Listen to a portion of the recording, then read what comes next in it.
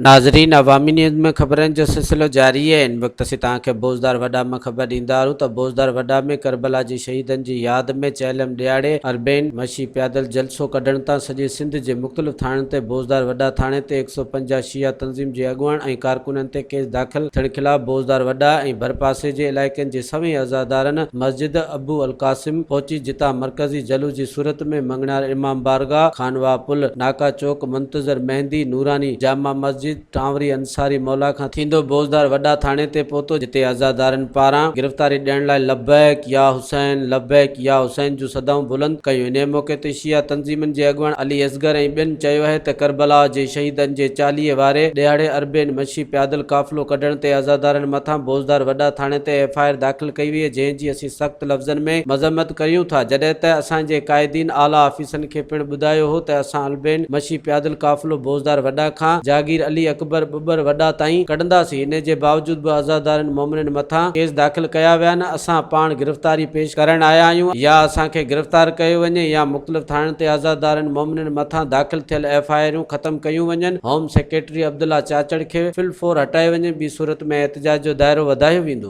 मज़ीद खबरों और तफसीलात के लिए विजिट करें हमारी वेबसाइट www.awamiNewsHD.com।